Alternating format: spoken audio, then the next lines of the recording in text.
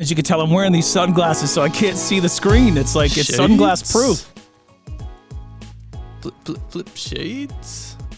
We're rolling, man. We're rolling, all right. Rolling down a river. Dude, every day I drive to work, there's this cool river. It's full of barges, just barging things along, whatever they do out there. I don't know what they do. The hell is a barge, man? I never heard of that. You know, like it's like a rectangular looking ship, and they just move things along canals and rivers. Huh. So, yeah, you know, a barge. I'm only putting on sunglasses because Dave is. I don't want to be the only one not wearing them. So if you're watching this or even listening to this in your car right now, toss on your shades too so we can all play the part. Flip them on. It was hot out today. I just felt like I don't need to wear them inside, but I'm going to. Yeah. Man, I feel like I haven't talked to you in a while. I've been like out of it. Well, you've literally been out of it. Yeah. Conscious, unconscious, medicated, non-medicated. How's your situation going on? We need an update. How are you feeling after the procedure? Well, let me tell you, I think that I'm finally starting to turn the corner as of like late last night, you know? Good. But dude, the whole procedure was just so weird, and I still feel like I sound strange because there's 4 less teeth in my mouth, and I feel like it's impacting the way that I talk. I don't know if it is for you. It's not, but I bet because it feels different talking, so you think I must sound different because it feels different. Yeah, and I remember getting back to work this past Wednesday, which was like, I don't know, 4 days after I had this done. And dude, I was still like, drugs they gave me, they were something else. So I was still kind of out of it, man, like sitting on the TV, smiling at the couch type of stuff, and went into work, and yeah, I just got these wounds in my mouth still, and slowly starting to turn that corner. But yeah, the whole procedure, bro, going in that day, it was, I was nervous about it, of course. You know, I've never had something like this done, and Dave and I got a few clips that we're going to play for you. So if you're listening to the show, you're going to be able to hear them, and we'll kind of paint the picture. But if you're watching, you'll get the full deal here. But speaking of, I'm going to pull them up, so I'm ready. Okay. You sent them to me immediately. So pre-show, you're like, I'm going to Dropbox you. I'm like, bro, you sent them to me right on the spot. I was dying. I don't even remember doing that. I don't even remember like sending those to you. But I go in there for it, and I'm asking the doctors like all kinds of questions. Of course, you know, like, hey, how long am I going to be out for? I just picked up my meds. When do I start those? When do we start? And I go in, and immediately they make me sign this consent form. And I'm like, well, I mean, God forbid something goes wrong. You're not liable now. So I sign away my life. And yeah, I get into the chair, and it's the dentist and it's his assistant. And they start with the cream, and they numb your gums, and then they hit you with the local Novocaine. It's the big needle, right? Yeah. Do you look away? Because I always look away. I'm just like, just do it. Yeah, well, I was staring at this 50-inch TV they had. So they have them like on the walls, and you can pull it down to where it's like right in front of your face. So high tech. Yeah, I don't know if you've ever tried to watch the Nutty Professor while you're on nitrous gas, but it is such an experience. Let me tell you that much, bro.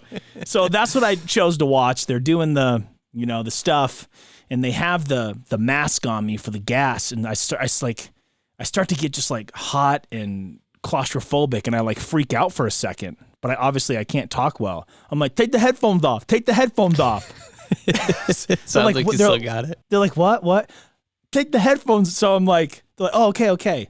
Now I'm good. So then I turn up the screen, and I'm watching the movie, and it's funny as it is because Eddie Murphy is great. But when your whole mouth and head is numbed up and you're on this nitrous gas, it's like nothing I've ever seen before. Is that a good idea? Because wouldn't you want to laugh and your mouth would move? How do you stop from moving your mouth and laughing at the movie?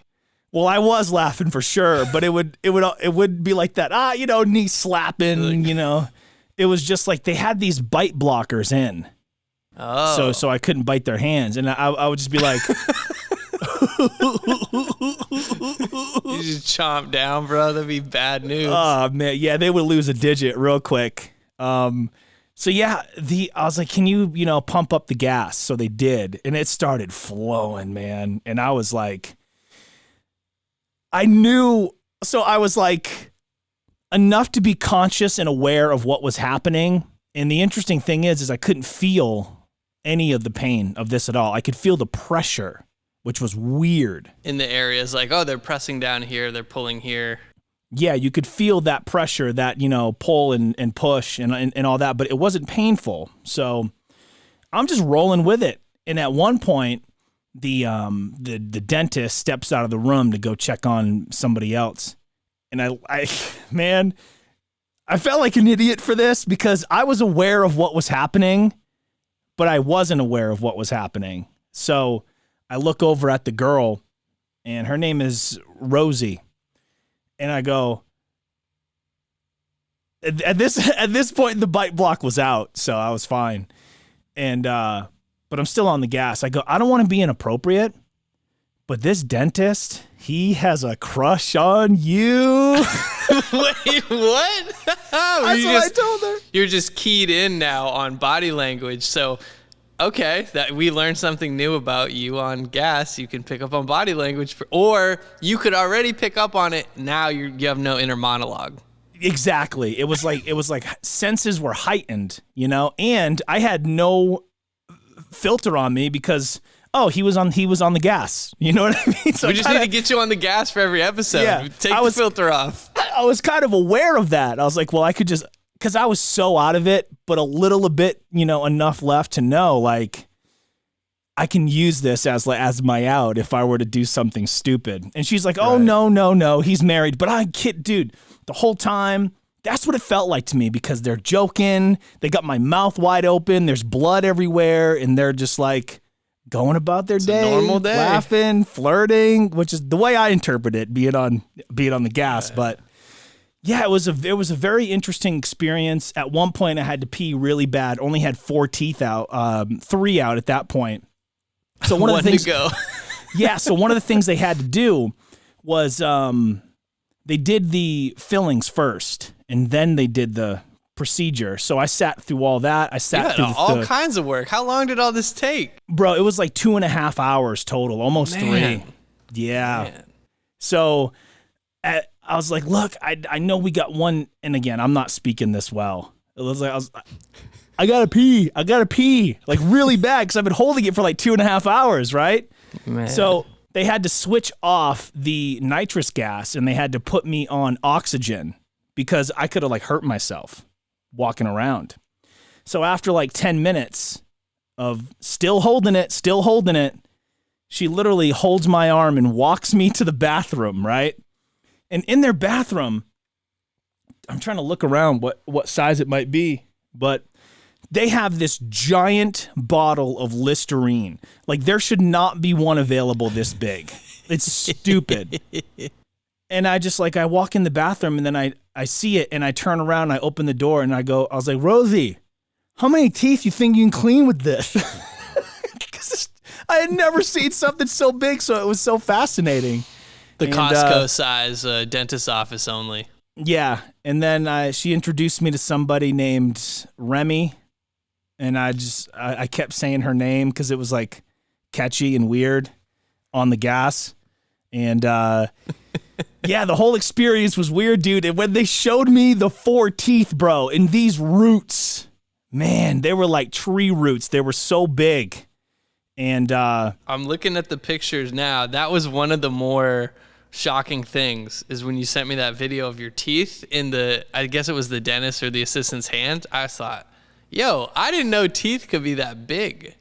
Yeah, me neither, man. But it was such a weird sensation because it was almost like a cartoon. Like while he was yanking these teeth out, he obviously had to put some like grit and muscle behind it because they were in there, bro. And it just, it like in my mind, it was playing out like a cartoon.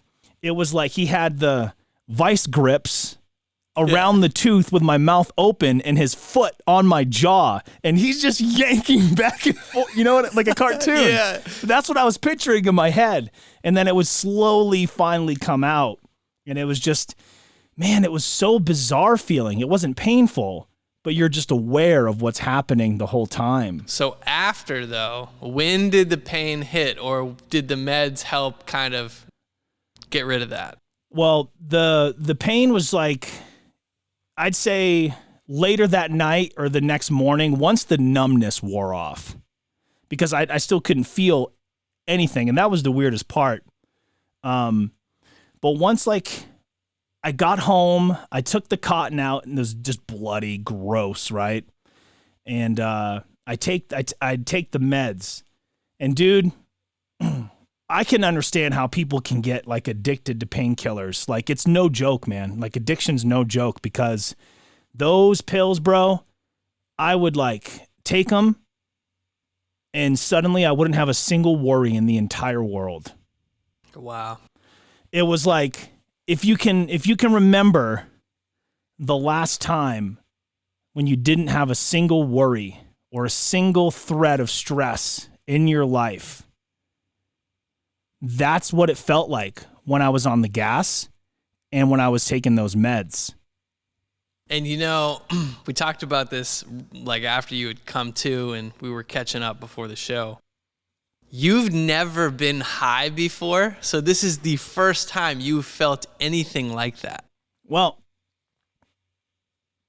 I'm going to come out and say it. Incorrect. Okay. And let me tell you why. Two things why. Growing up for me, pot was around everywhere. Still is in my house. But it's not as a big deal to me anymore as it was back then. But growing up, I'm like, well, what is the hype all about? Let me see what this is all about. Okay. So I can't remember, like, I think it was my stepdad's like brother or some relative somehow. I don't know if I'm allowed to say this, but we'll bleep it if we can't keep it. Right. Bleep it if we can't keep it. That should be a t-shirt, available at daveismedia.com. So yeah, I tried pot for the first time, and I remember I went onto the trampoline and I thought it was going to swallow me. It was miserable. I've never heard this ever in my life, Yeah. people. I've known this man almost as long as I've known my brother. Yeah, well, I don't want to ruin your opinion of me because You're not ruining it. I'm seeing you as a more well-rounded individual. Hey, you know, you literally, like alcohol, tried it, spit it out. Not for me. Yeah. This, tried it, trampoline was going to attack you. You know what? I don't like that. Yeah. I want to get back to the teeth, but on this topic, I remember meeting up with this girl one time in Portland. I had a big crush on her. We're going to hang out. And she wanted me to bring over my hookah. I'm like, this is perfect. I'm going to be right in my... Well, long story short, Dave, I just start staring out the window at all the cars, and it's nighttime, and it's raining, like really, really raining. But everything was moving in slow motion. Come to find out, when I went in to light the coals in the kitchen, she had peeled back the tinfoil and put a little of the devil's lettuce in there. So I was just ripping this thing, blowing O's the whole nine. And before I know it, like the raindrops are just moving in slow motion and the cars are like barely, and I'm like, what is going on? I go home and I finally understand what happened. And I'm just sitting on my bed crying because I was so against it. Right. I'm so against this stuff. Like, I'm straight. I don't do this. And I was... Wow, man. All right, so the second time, that was an accident. And now you reminded me, I got to keep sidetracking the story. We'll get back to the teeth. I love this, dude. Let's go. When you were staying with me in California, and my roommate, Max from Santa Cruz. Leadfoot Max. This dude, okay? Stampede! This dude, you know, yeah, the Jumanji scene when they roll the dice and Robin Williams yells, "It's a stampede!" And literally all the animals knock the walls down, run through the house. Every time this dude would get up, he was on the top floor of my, it was like 2-floor apartment. He would stomp. It's like he walked on his heels everywhere. Be like boom, boom, boom, boom, boom, boom, and you and me would just look at each other on the couch like it's a stampede. Or I'd get like a text from you. I'd be like, yeah, he's going at it. So we were up in his room one time, and I think it was like when you first got there, and you said, "Oh, that's cool. Like you got a hookah, like I hookah," and so he put the sheesh in there, and I remember you noticed that he had put weed in the hookah. And you said, like, I'm not doing that. He's like, what's the problem? That was kind of the beginning of you and him just butting heads forever, which culminated in we went out to Los Gatos one night, and you and me both still had our main IDs. So it's you, me, I remember this. Max, this girl, Erica, and then this other girl, Irene, which Max was, like, in love with. That's right. I was just like, all right, well, so we were all going to go out and just, like, have a couple drinks, have a good time. And you and me got stopped at the door because our main IDs, I guess they looked fake to the bouncer. And I said, all right. And there's a cop. I said, why don't you show them to this guy? I'm like, these are real IDs. The guy ran him. He goes, they're real. And the bouncer's like, all right, well, you can come in. I'm like, I don't want to come in now. Nah, son, we're going somewhere else. Yeah. So I think we went somewhere else. They let us in. We grab everybody, drive back like 20 minutes. And Max was so pissed off at this girl that he took one of those plastic, like nice looking plastic lawn chairs and just chucked it from his balcony. Yeet! It just smashed all over the road downstairs, like as they're driving off, as these girls are leaving. So safe to say, never saw those girls again. And, and then, you know, I have some more positive stories about my roommate. He's still a good friend of mine, but he went off the rails when he would go out and have a couple drinks and add weed to his hookah. It just didn't work. So I was like, you're not just going to casually put what was at the time an illegal substance in this hookah. Plus, a lot of people don't know this, but if you put marijuana in mix it with your shisha, or maybe you just pack a bowl of that and you want to, you know, it would be a terrible idea, but it actually corrodes the pipe. So it'll start to just corrode and rust and it'll like mold. It'll get like you're smoking rust and mold, and you don't want that. No, it's you know, it just gets worse. So we're about to share this prized possession. This is the first video we're gonna share, and I'm gonna play the audio back into the mic. And here we go. We're almost done. I got one more tooth. Oh, listen how more. So essentially what I was trying to do there, I'm going to switch my glasses. I feel weird. I was trying to tell you, like, I got 3 of the teeth out, and this is when I was able to take that break to be able to go to the bathroom. And while I was waiting there, I was on the oxygen. I was like, "Oh, there's my phone. I gotta call Dave." And I started filming. So that's me. And these are all like personalized to you. And I'm like, I gotta send this to Dave. I'm like, all right, I got 3 out. I got 1 tooth left. Okay. Here goes another one. Oh yeah, oh yeah. One more tooth, Dave. One more. Oh man, one more. You sound like Beat. I was gonna say, why do I sound like Beetlejuice, bro? Again, me tried to tell you. I guess I didn't realize I had already said 1. There's more. There was me. Yeah, I got 1 tooth left. Here's I think this is the one with all the teeth. That's my teeth? That's all your teeth. Look how long roots they have. Yeah. Yeah. One of them broke. Yeah, this one broke the side. Dude, the roots are so long. Pieces right here. Wow. But yeah.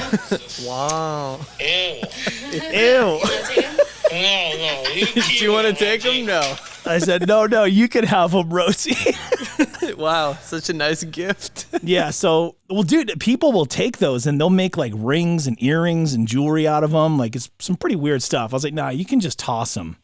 Yeah, I got the video and the picture. That's all I need. All right. So I obviously didn't send these in order because at one point I was making the dentist watch our most recent podcast, and I kept telling him, this is my best friend Dave of like 25 years. This is our show. Bro, I was literally under the knife on freaking nitrous gas, and I'm still trying to pitch our show to get Cutting a promo. subscribers. Yeah. It's good. Subscribe. Please subscribe. I just made it outside, Dave. My mom just showed up.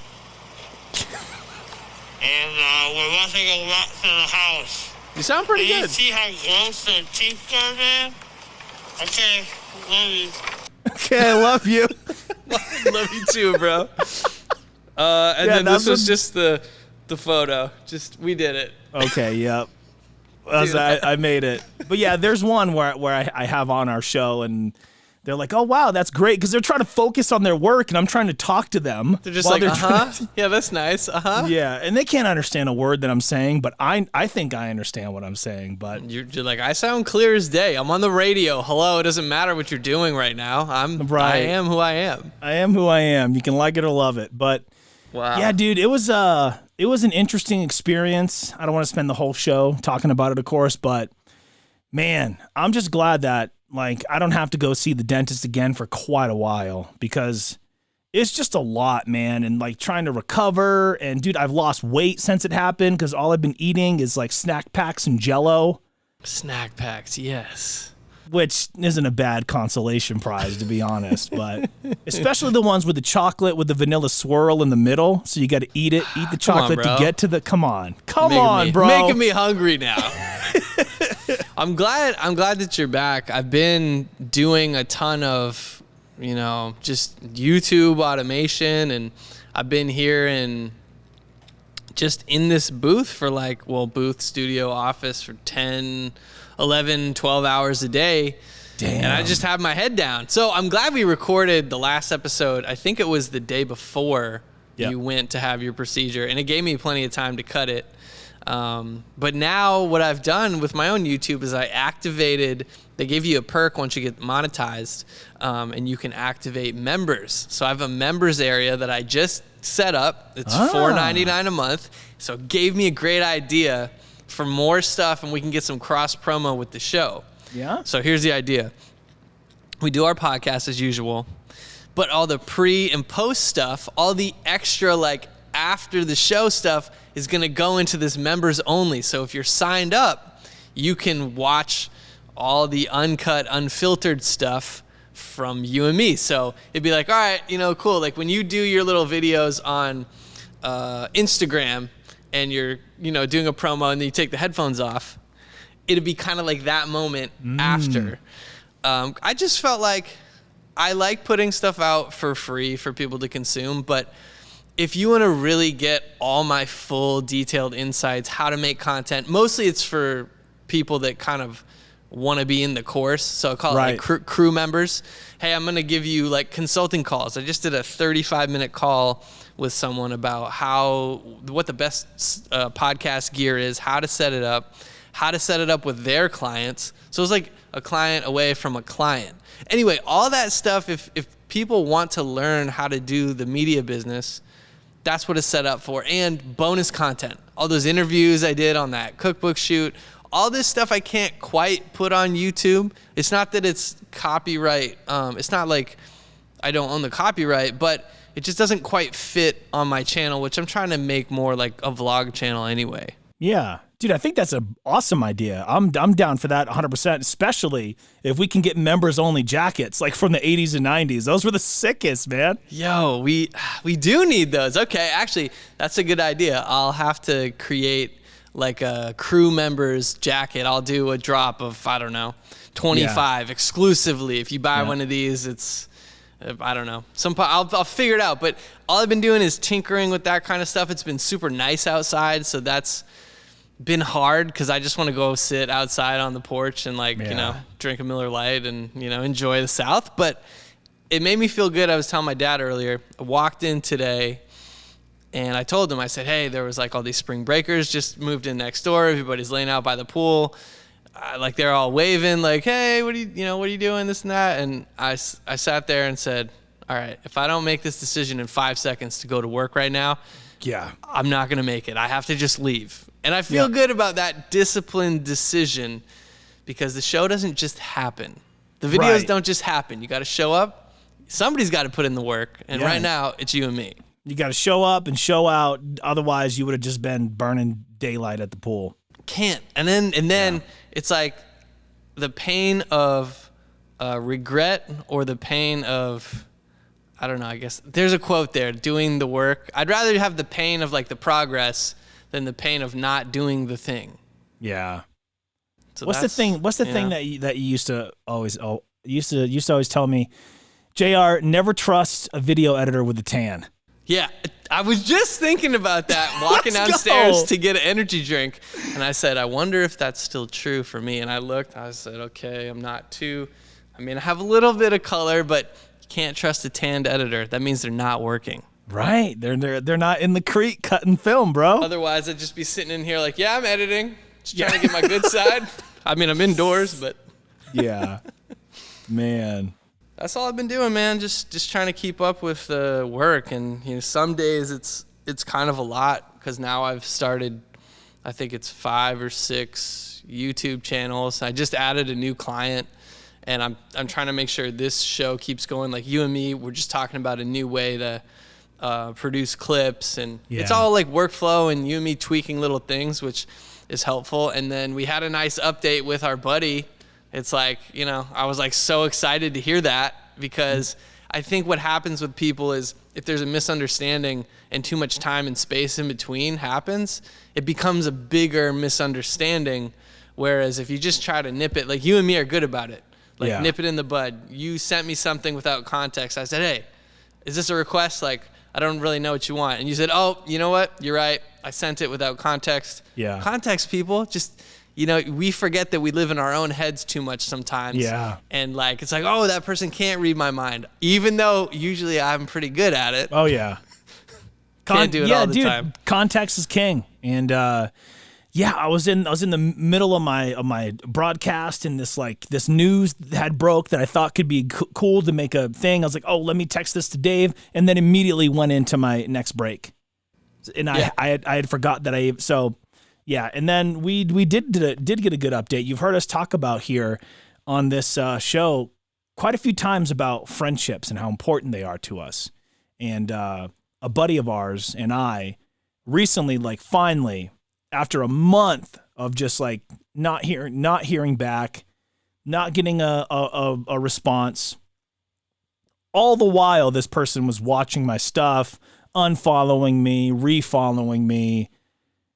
Whatever. We finally were able to get on the phone and just like put it to bed. And funny enough, it's while I was on my medication sitting on the couch and I'm just gonna, I love him. I'm gonna reach out again. It's like the friendship version of a you up. Yeah. So I'm like, look, I don't know if this is because they had me on amoxicillin and Percocet, mildly Percocet. That's what it kept ringing in my head the whole time. So I'm like writing him just high off my mind, just pouring my heart out, and then finally heard back and literally had been being ignored for a month. That's tough. Yeah. And I'm like, what the hell? What did I do? And hey, this is how this came across to me, and this is why this rubbed me the wrong way. Okay, let me explain. This is why I did this, and this is why I didn't tell you this up front, because I knew this would be so blah, blah, blah, blah, blah. We're too old. We're too grown. We have too much happening to deal with this any longer. Exactly. So I just want to put up a cheers to that with you. Dude, got that taken care of. And we shooting. I hope you got yourself a prime. He's trying to be the next sponsor. I heard I'm KSI. trying. I heard KSI walked. I only read a headline. I don't know if that's true, but Logan put up a video that said KSI left Prime, and he was all sad. So I don't know if it was clickbait, but It was, yeah. of course It was. See, of course it was. I don't want to, because I'm like, do I want to give him the watch? Yes, we I love don't them. know. Well, I don't know if watched I'm going to it, of go course. that far. I would say that I'm a fan of their business savvy, and I'm going to put it right there. Well, I love them both. So, which reminds me, we got to talk about Jake, because I made some pretty bold claims, bro, and I might need you to, before we get into that, replay Okay. my aggressive prediction and maybe put it in black and white, maybe put some sad music behind it. But It was pretty aggressive. so I watched that video from Logan, and it was real interesting actually, because they were like a day or so away from launching the brand, and KSI did back out. And what it means is when he left the group chat. So everyone's like, we're launching this tomorrow, and he left, and he had to explain himself, like, it was moving too fast for me, like I didn't know, like it was just a lot. And then finally they got it all back on track, and now Prime is the official sports drink of the UFC. So yeah, man, I saw that it was cool. plastered everywhere. And then Jake Gyllenhaal is cutting a scene for his movie, and that guy is ripped. Bro, oh my God. Are you kidding me? Dude, he looks like a legitimate fighter, like a kick-ass dude. And he did a movie before about it was a boxing movie, Southpaw. Did you see that one? Absolutely. So we all know he's able to get in that kind of shape, but I don't know that. I was like, he might actually be able to fight somebody. Bro, I was like, toss him on the card tonight. Let's go. Oh my gosh. I'm gonna pull up this video here. Oh gosh. I got to, cause I gotta be honest too. Like, my take was I thought somebody was gonna surprise somebody and it was gonna be lopsided. I didn't think it would be a close fight. Right. Well, yeah.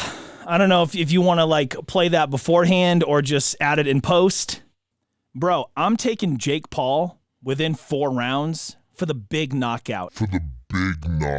You said that in 4 rounds, Jake Paul was going to win by knockout, and you were very confident in that. I was, man. I was so confident going in, bro. I thought Jake was going to turn this into just like a, drag out fight rather than a technical boxing match.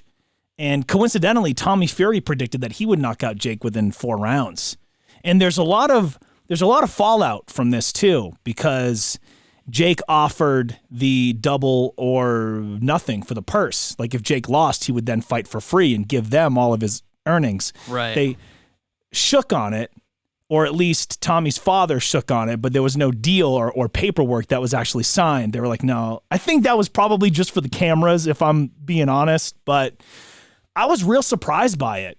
And it's like, okay, think about this, Dave. You've been what age did you start playing basketball? Probably 6 or 7. So imagine you meet a guy who's been playing basketball for maybe 3 years, and you guys have like a pretty damn even match, but you just barely beat him. That's exactly what happened here. Tommy Fury had been boxing since he was like 6 years old, since he was old enough to like step inside of a ring. And Jake has only been doing it the last 3 years. And for it to be that even keel, that evenly matched, I think that's what surprised me the most. Yeah, I know. I want to say it's 3 or 5. Either way, Jake's been very disciplined, and that's why he got to the level he's reached, because he's been training as a boxer, but he went up now against a boxer finally. So I said, all right, if he faces a real boxer, he's going to have real problems. And the biggest takeaway was his defense was not good. I mean, you put him in the ring with somebody who was better than Fury, and I don't know if he's going to walk out of there with that few of, scrapes and bruises. Yeah, I hear you. Tommy's jab was just in his face the whole time. But let me say this, Tommy Fury, guy's built like a Greek god. He's a stud. He has the, lineage per se. He definitely has the skill, But if I remember correctly, Jake was the one that put him on the canvas. So Jake at least had that knockdown in the fight. I'm like, no, that was a trip. It's like, nah, son, that was a stiff jab that put him down. That was a solid knockdown. And I think that even as much as Tommy Fury talked, I don't think he took Jake as seriously as he should have taken him. Right. Well, I mean, how can you? It's like, well, gosh, this guy's only been doing this on like a YouTube circuit And for that's like the perception a handful of of it. years, right? You see, okay, this guy's an entertainer, and yeah, he can fight. And so in the back of your mind, you're kind of throttling down because you're just, I don't know. It's like teams in basketball that only play up to their competition, and they play down to bad teams. So why do you lose to a bad team, but you beat a good team? It drives me nuts. Think, okay, the year that the Bulls went 72-10, I think one of their first games of the year, they lost to the Celtics, who didn't even make the playoffs. Wow. So it's that example. All right, Celtics, you can beat that team, but you can't even make the playoffs? What's going on? Playoffs? We're trying to win a game. Kidding me? Talking about kidding me? Yeah, it's one of the best ever. And One of the then best. I saw that I always share anything Shaq related. I share it with you on Instagram because you're the only person that will appreciate it. Shaq and Dwight Howard. Yeah, if anybody listening has like an HBO Max login that I can borrow, I'm told that I have to watch this new Shaq doc. It's like a 4-parter. I'll share it with you. I got you, bro. Okay. I got a text from Hazard, and he was like, "Dude, you're gonna love this." Okay, well, if Hazard loves it. I've been waiting for his movie review channel for almost a decade, and he has the best movie reviews, but he just refuses to do it. Bro, he once reviewed a movie, if I remember correctly, it was called like Automation Transfusion. What does that even mean? I have no idea, but dude, his movie, dude, they were the best. I think I still have some of them on an old drive somewhere. They were just so good. I remember watching this one movie with him while you're pulling up that clip. The whole time, this guy was stuck in a tree hiding from a gang. The entire movie. That's the whole movie? The whole movie from beginning to end. And then they finally let him down and gave him a pass. The reason that our buddy's movie reviews are so good is he would just be frustrated the entire time. Oh, yeah. Because he points out the plot holes of it. Like, you can't sneak anything by this guy. Yeah. All right, so I found it. It was a post on Real BSNI, Sports News and Information, and it's got Shaq and KD, and it's quoted, "Who's going to guard me and Kobe?" Which was Shaq on if the 01 Lakers could beat the 17 Warriors. And I sent it to you. Exactly. Who's going to guard Shaq? Right, and that was the thing is we've had this debate before with the 96 Bulls and the 17 Warriors. Well, now the big internet debate is the 01 or 2000 Lakers versus the 17 Golden State Warriors. And dude, Shaq's my all-time favorite player, and he makes a great point. You can't guard both him and Kobe. And then you got D-Fish. You got Big Shot Rob.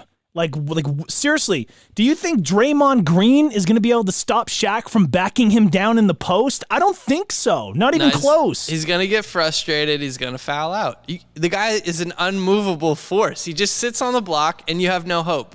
You can't do nothing. Even Hakeem, I've seen many highlights now that I've been deep in the NBA Instagram world. Hakeem, David Robinson, just getting bodied by young Shaq. Yeah. Hall of Famers, okay? Hall of Famer? Depending on what happens with Draymond's career, I think he's borderline. I think his stats are going to need to do something. But look, dude is a gamer. I'm pulling up the roster here. What a team. Let's see it. 01 Lakers roster. Let's get Kobe Bryant, Derek Fisher, Shaquille O'Neal, Rick Fox, the actor. The actor? Yeah. Big Shot Bob, Robert Horry, Brian Shaw, Devin George. You had Tyronn Lue. You had dancing Mark Madsen. Remember Mark Madsen at the parade? You know that clip. Absolutely. Ron Harper from the Three-Peat Bulls, one of their teams. Horace Grant. That's right. Dude, I forgot about that. J.R. Ryder in the sunset of his career. Yeah. You had Greg Foster, Lindsey Hunter, Samaki Walker, and Slava Medvedenko. I just had to mention everybody. Didn't want to leave anybody out. That was incredible that you totally pronounced that. And I think it's worth mentioning who is their coach? The GOAT, Phil Jackson. I think that's so important, dude. He Probably the coached best MJ, coach ever. Dude, he coached I mean, if y'all have seen Last Dance, you know. MJ Dave's seen and Kobe. Yeah, so many times it's borderline not healthy, but I respect it. What happens is I get an email. It'll say, "Don't you want to finish Last Dance?" And I think, Netflix, I already did that. Why do you want? And then I'll say, okay, fine, I'll do it again. Yeah. So who do we have on the Golden State team to match up with them? Do we have their whole All right, let's roster? do that too. 2017 Warriors. Obviously, off the jump, you got Steph, you got Clay, you got Draymond, you got Durant, and I think Iguodala. And then your bench. I don't really know a lot about the bench. And their coach is a former champion, Steve Kerr, right? Yep. Steve Kerr, many championships. And I won, let's see, Bulls, Spurs. Then he coached with the Spurs as an assistant coach. And then he's won a bunch as the head coach of the Warriors. So that guy knows how to win too. He's a gamer. He's a baller. He's a He's playmaker. He's a shot caller. In case you didn't know. Oh, man. That's a deep cut right there. Deep cut. All right, this is the 2017-2018, or are we talking about the 2016-2017? Whichever. I think it's the tough. 16-17 is the team that went 73-9. Yeah. Well, Yeah. I was just That's gonna the one with say, KD. yeah, the one that won the championship, but it's like I know they did a couple back to back with that team. I want to get this right for the pod. All right, so pretty solid roster, man. Leandro Barbosa, Harrison Barnes, Andrew Bogut, He's a Ian big Clark, guy. Steph Curry, Festus Ezeli. I Great love name. Festus Ezeli. Draymond Green, Andre Iguodala, Sean Livingston, who had one of the best comebacks ever, like tore his knee up, basically could barely walk early in his career, comes back to win, I think, a couple ships with the Warriors, at least one. Kevon Looney, I think a rookie then. James Michael McAdoo, Brandon Rush, Maurice Spates, Jason Thompson, Klay Thompson, and Anderson Varejao, the Brazilian. So, Wow. I mean, look, I know there's a ton of deadly shooters on that team. You're just not going to body that Lakers squad, who could also shoot and have the size. Yeah. I mean, dude, how many big time shots did D Fish hit? How many big time shots did big time Rob hit? How many times did Shaq put up 40, 50, 60 points? What And are we you haven't even gonna do? mentioned Kobe in the sentence. Exactly. That's the craziest part, dude. Take You away haven't even everything. mentioned Kobe. And just put it all on Kobe. How many times are we going to have this debate that ends poorly for these newer teams? Your teams are built to shoot lights out. Don't get me wrong. Yeah. We've seen the most points ever. Look at the All-Star game. Jason Tatum set the record. There was no defense. It was like the worst All-Star game to watch. It was pretty much a 3-point contest. Yeah, it was garbage. There was no defense. I don't like that. I don't like having a record after knowing that people were just like waiting at half court for you to finish dunking so they could cherry pick and bring the ball back on offense. How many times are we going to have this debate? It's not even a debate. We're just like ending all these new teams saying, well, who's going to guard Shaq? Who's going to guard Kobe? Well, exactly. Yeah, dude. It's so weird. It's almost like they lost the debate about the 96 Bulls, and then they're like, well, what's the next best team after that? The 2K Lake Show. Okay, well, yeah, they could. No, you can't. You just can't. No. I'm sorry. You get hot shooting, but you can't guard Shaq. And then you can play hack-a-Shaq, but you're going to foul out your big guys. Yep. All right, here's another thing from Instagram that came up just before we started rolling, and I really wanted to talk about it because I think it's quite funny. I love having the saved thing. I save so many things, but I don't organize them. So it has to be recent. Okay, did you know you can now rent Jordans from Rent-A-Center for $20 a week? Get the f*** out of here, I'm not dude. kidding you. What? You can rent Jordans. And then the meme goes, when I'm getting roasted at the lunch table, but that MF with rented shoes laughs a little too loud. Gotta call him Cannot out. rent sneakers, bro. This is real? This is real. According to the internet, this could be totally fake, but let's go on the premise that it's real for a minute. It looks very real. The setup in the picture looks very real. if you rent, okay, I know you can rent like a tux and you can rent dress shoes, so it's Right. not out of the realm of possibility. You scuff, like, what do you do with those? They're all scuffed up, like $200, $300 shoes. Well, that's the thing is if like, you know, something happens to them, you can't just return it. Like, cause then Rent-A-Center or Aaron's, whoever the hell would lose their investment, you know? Man, they must have a plug. If this, Dave, mark my words right now on this show, if this turns out to be real, I'm going to go out this week and I'm going to make it happen. And I'm going to document the whole process for you. I mean, okay. I mean, it looks like it's either a pawn shop. It says Rent-A-Center.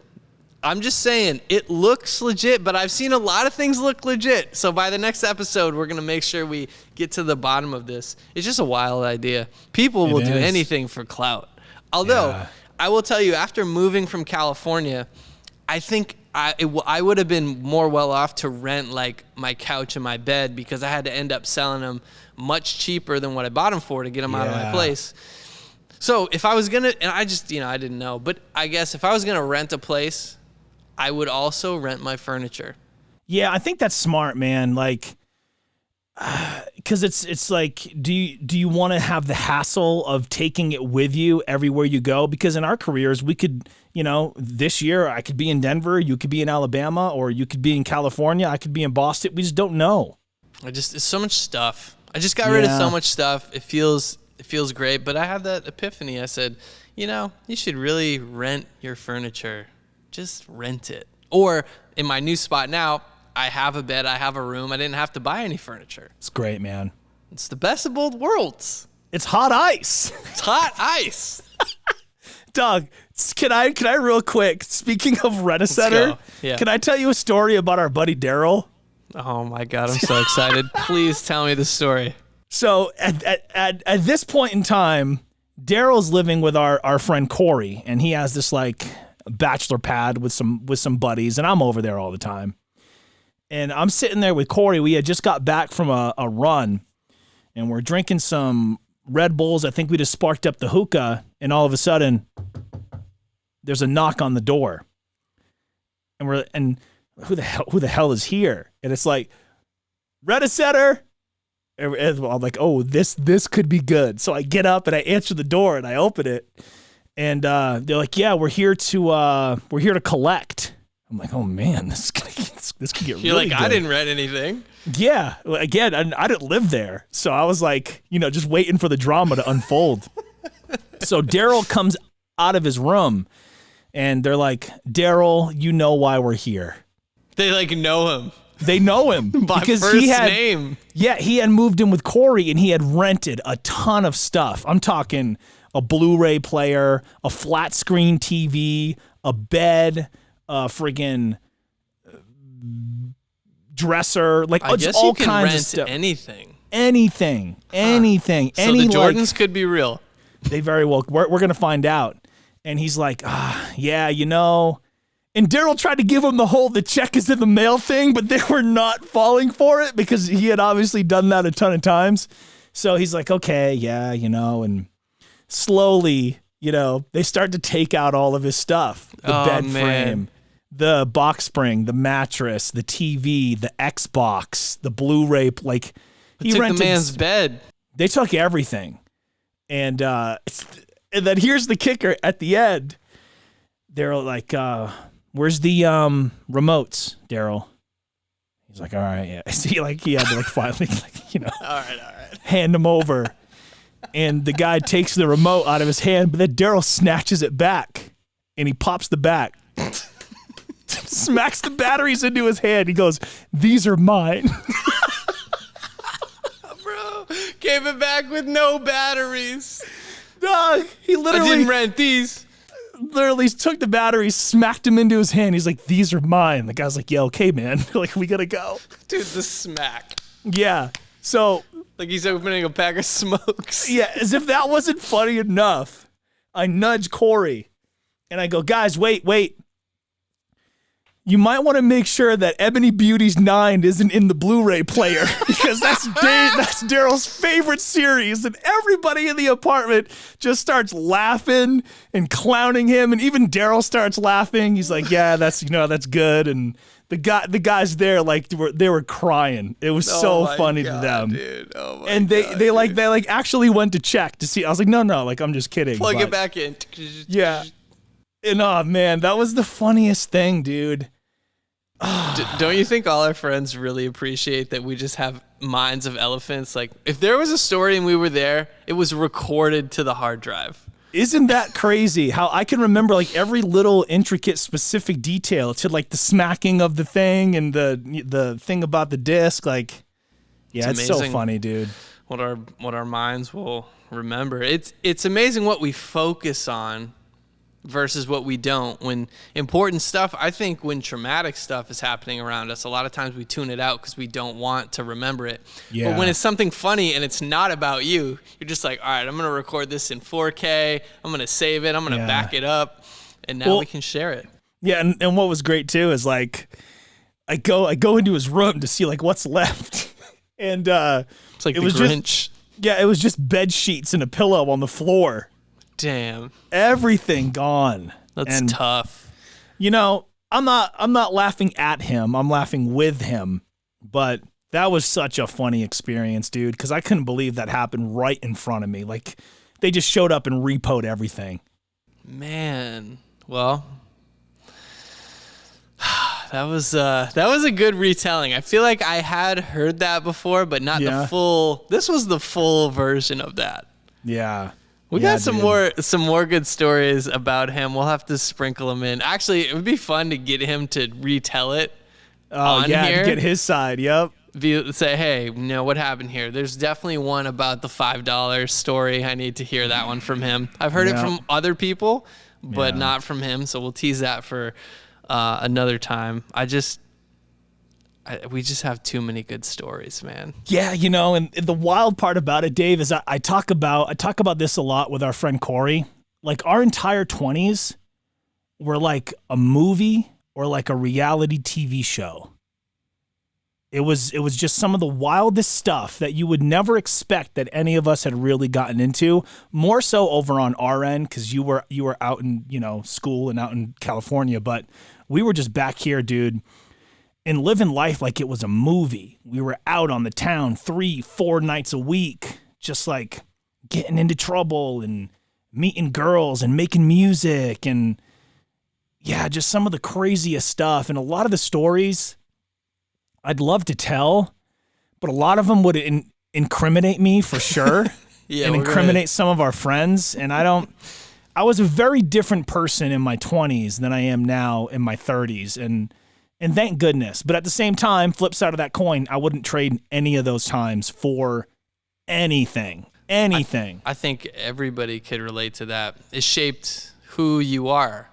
I just saw a TikTok about someone explaining that hearts don't break, they're shaped. Every time there's a breakup, you go through something, it's like a chisel to, you know, stone. It's reshaping who you are and how like you feel. I thought that was such a great analogy. It's all the bad things we went through, all the tough times. They're continuing to chisel who we are now. And as long as we're strong enough to survive those things, ideally we become better if we can now learn from those things. And this is not like an advice podcast. It's kind of us thinking out loud. And I think you appreciating and me appreciating. I'm glad I did all that stuff in my 20s because now when I see other people doing it, I go, I remember those days. Good times. Yeah. And it's like, it's one of the things that I think is so interesting about it is, you know, we did all of this in Portland, Maine, and the generation after us didn't have access to this lifestyle that we led. It just doesn't exist there anymore. So we were kind of like the last of our kind. And yeah, it's kind of cool. It is cool. I think the art of conversation is not lost, but it's losing its way because everything is digital. The way people interact now is very different. And if you sit at a bar or a restaurant long enough, you notice it. And, you know, you and me have both been guilty of being on our devices too much. But I make it a point when I go some places to just kind of sit and observe.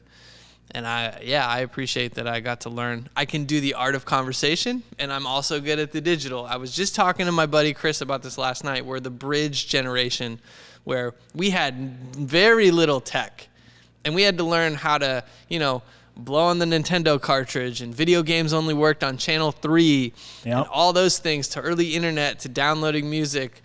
And now, I mean, if I wanted to, I could just use this and do the whole show with this. And that's the crazy part, because think about this. With every single tool that there is now to be a, you know, content creator, musician, videographer, whatever it is, bro, the way you just described it as like the bridge generation is perfect, because everybody nowadays is trying to build their empire, right? Build their content empire. We were doing that with a T-Mobile sidekick. Oh, my sidekick. Oh, Yup. my sidekick. Hit me on that T-mail. What? T-mail. Oh, man. For real, I had bro. I had a T-mail, yep. Dog. Good You were doing that on a times. sidekick, bro. Are you kidding me? Man. Well, bro, this is good. I'm glad we got to catch up. Looking forward to recording next week's already, even though we're still in the middle of recording this. Every week, it's just good. And I actually held off a little bit because I knew I was going to spill some stories to you before, and it wasn't going to be as authentic. So Yeah. I didn't mean to shun you, but I said, no, tomorrow. No, yeah, that was the weird thing. It's like, and like, you know, being on these drugs from the, you know, dentist, I'm getting in my own mind. I'm like, yeah, Dave's not really like responding to me. I don't know what's going on here. And then I'm like, well, I'm going to talk to him on Sunday, so we'll see. And then it's like, oh, you're just, you know, saving stuff for the show. And yeah. And it helps me be productive and focused. I find myself sometimes I'm wanting to spend, and I just heard this on social media. I want to spend the same amount of energy on like a text message or a deal that's getting done for like 6 figures or a video edit. And I can't differentiate sometimes between, well, that's not that important right now. right. And so my mind's like, everything is that important at the same time. And I know, okay, I know I can put JR's text down for a little while. That's going to be okay because I know we're going to talk. I'm getting better at that. It's hard though, because I want to give everything 100%, which is just impossible. Well, it's like, okay, we can have this talk now, or we can roll film on it. Yeah, I get it. Don't you all appreciate that we got to talk about this? I totally for y'all? get it. Yeah. And yeah, man, I just wanted to propose an idea for next week's show, if you don't mind. Let's hear it. I had been I mean, you know me, Dave. I don't care for a conspiracy theory at all. I think they're just a waste of time. Should I get my tinfoil hat? We're going to need them next week if you agree to this. All right. I wanted to discuss, and the reason I want to do this is because recently our Mount Rushmore clip on TikTok just exploded overnight. Hey. It went from nothing to like, I think it's like 30, 40,000 views right now, which is awesome. Last I checked, it was 26. That's cool. Dude, it's just climbing. So, you know, people are asking for some more wrestling related stuff. And while this isn't a wrestling, you know, podcast, it's been a big part of my life for a long time. So next week, if you're so inclined, I want to bring up some WWE conspiracy theories, and I want us to dive into their rate of believability. Okay. I like that. So, for example, the Randy Savage, Stephanie McMahon relationship. Dang. You have the real Ultimate Warrior died, and they replaced him with this guy. You have that one.